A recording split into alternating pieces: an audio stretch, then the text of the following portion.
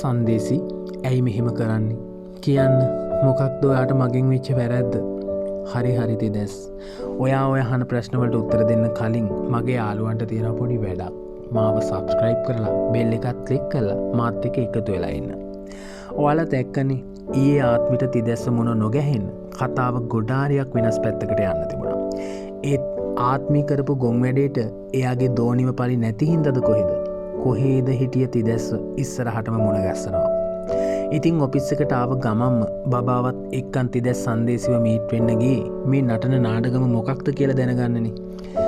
හැබැයි ඉතින් ඒ අහන එක ප්‍රශ්නකටවත් උත්තර දෙන්නේ නැතිව ඉන්න සංදේශිට දැන් ඕන දෝනි එක්ක ඉන්න විතරලු.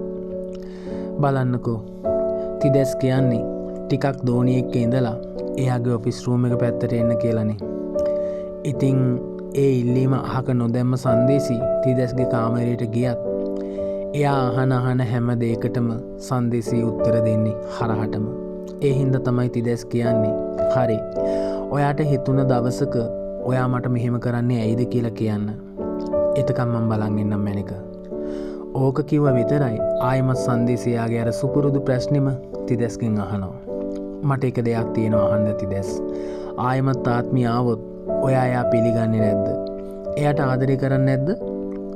තිදැස්ස දන්නේ නෑ දෙයියනේ මේ ඉන්න ඔයා ආත්මි කියලා. ඒකනේ එයා කියන්නේ මං ආත්මිට ගොඩක් ආදරය කළා. ඒත් එයා නැති වුණා. දැන් මට එයා ඕන නෑ. මට ඕන ඔයාව කියලා. අනේ ප්ලීස් සංදේශි. එක්කෝ එයාට මේක පැහැදිලි කරන්න. නැත්නම් මේ විදිහට ප්‍රශ්න අවුලන්නේ නැති වෙන්න. එතකොට සංදේශි කියන්නේ ආත්මිම තමයි කියලා. ඇත්තටම තිදැස්ට දැනගන්න පුළුවන් වෙයිද? එහෙම වුණොත් මේ ආදර කතාව කොයි පැත්තට පෙරලෙයිද? හැබැයි ඉතින් එතකල් ආත්මි මොනව කරගනීද? අපි බලමුකෝ මොනවාද ඉස්සරහට වෙන්නේ කියලා නේද? එහෙනම් ආයෙමත් එනකල් හැමෝම පරිස්සමෙන් සතුටින් ඉන්න ඕනේ. හරිද? ගිහින් එන්නම් මම වාගේ ආදරණීය වස්තු.